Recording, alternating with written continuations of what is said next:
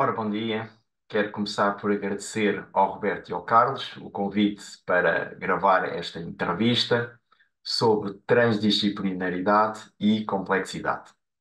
Vou referir os trabalhos de Basará Nicolescu e Edgar Morin e depois comparar um modelo transdisciplinar com um modelo cartesiano. Como sabemos, em termos de história da ciência, até a Idade Medieval, o modelo cosmológico era o de Hipparco de Ptolomeu, um modelo geocêntrico. Em termos filosóficos, Anselmo da Cantuária procurou conciliar a fé cristã com a razão aristotélica. Esta última utiliza o silogismo, que obedece a três regras: o princípio da identidade, o princípio da não contradição e o princípio do terceiro excluído. Durante o Renascimento surge um novo modelo cosmológico, um modelo heliocêntrico, devido aos trabalhos de Copérnico, Tycho Brahe, Kepler e Galileu, este último considerado o pai da ciência moderna. Em termos filosóficos, Descartes formulou uma teoria dualista e mecanicista, expressa na famosa frase penso, logo existo. O dualismo está expresso, ou está descrito, na sua obra Le Méthode, em que Descartes defende que existem duas substâncias distintas, res cogitans, portanto, a mente, e a res tensa, o corpo. Desde então, a mente passou a ser domínio exclusivo da filosofia, da religião e, mais tarde, da psicologia. O corpo passou a ser domínio exclusivo da ciência, em particular da medicina. Por seu lado, o mecanicismo está expresso ou está descrito na sua obra L'Homme, em que Descartes defende que o corpo deve ser visto como uma máquina. Isto constitui o chamado modelo ou paradigma cartesiano e que tem influenciado profundamente o pensamento ocidental. Entretanto, no século XX surge o desenvolvimento em diversas áreas do conhecimento e que vieram mostrar algumas limitações deste modelo. Eu vou mostrar apenas algumas delas, naturalmente sem procurar ser exaustivo. Vou começar então pelas ciências do cérebro e os trabalhos de António Damasio, que refere, no seu livro O Erro de Descartes, que este exatamente reside em se considerar que a mente existe separada do corpo. António Damasio considera que as emoções e os sentimentos são um elo muito relevante entre a razão, o intelecto e o corpo, nomeadamente no chamado processo de decisão. Outra área que eu gostava de referir é o da psicologia e da física quântica. Em particular, a ampla troca de correspondência que houve entre o psicólogo Carl Jung e o Nobel da Física Wolfgang Pauli. Podemos dizer que eles se influenciaram mutuamente, reconhecendo que existiria um isomorfismo entre o mundo da mente e o mundo físico.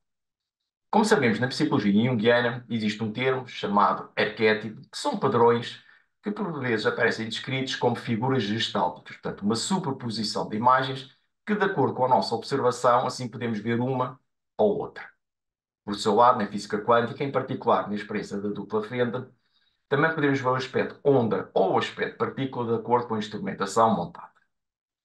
Outro termo junguiano também muito relevante é o chamado sincronicidade, que são coincidências significativas sem haver uma relação causal no espaço-tempo. Por exemplo, se alguém entrar nesta porta e eu não lhe enviei qualquer tipo de sinal, ou seja, qualquer tipo de informação, um SMS, um e-mail, isto é um exemplo de sincronicidade. Portanto, só pelo facto de ter pensado, essa pessoa, digamos assim, apareceu, veio ao mundo. Por seu lado, na física quântica, se nós tivermos duas partículas quânticas correlacionadas ou intrincadas por polarização ou por spin, se fizermos a medição a uma delas, a outra instantaneamente entra também em colapso. Esta experiência foi realizada pela primeira vez nos anos 80, em Paris 7, por Alain Spett e colaboradores, foram o Nobel da Física em 2022.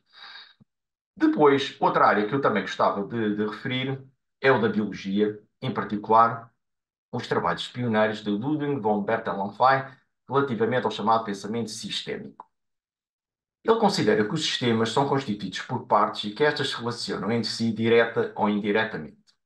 Esta perspectiva influenciou, entre outros, os trabalhos de Humberto Maturana e Francisco Varela, os quais propuseram a teoria da autopoiesis. Isto está descrito no livro A Teia da Vida. Finalmente, outra área é a das ciências sociais e humanas e o trabalho de Ilia Prigogine, Nobel da Química, que, juntamente com Isabel Stengers, propuseram então uma nova aliança entre as ciências sociais e humanas e as ciências exatas, que até então tinham estado separadas pelos motivos referidos anteriormente. É exatamente dentro deste contexto que surge a palavra e o termo transdisciplinaridade.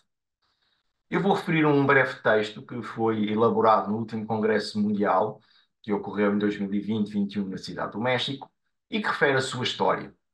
Portanto, a palavra foi cunhada em 1970 pelo psicólogo Jean Piaget.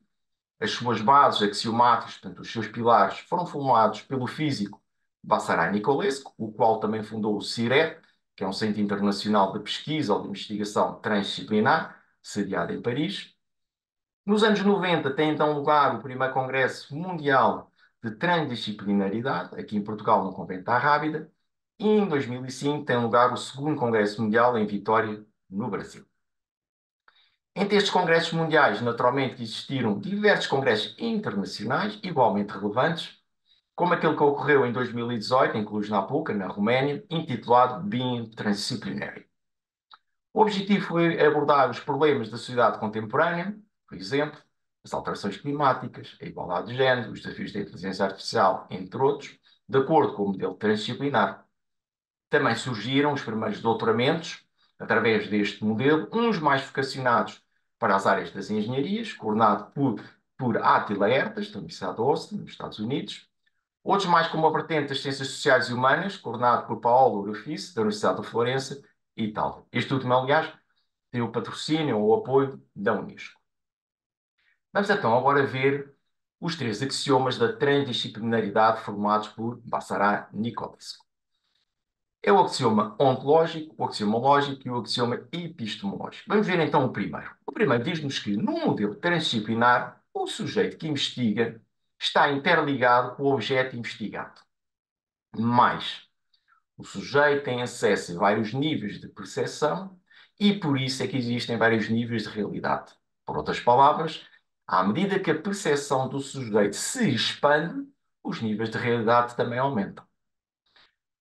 Ora, este é um modelo multidimensional, portanto, tem vários níveis de realidade, onde cada nível de realidade não é um lugar privilegiado para a compreensão de todos os outros. Portanto, o conhecimento da realidade é aberto.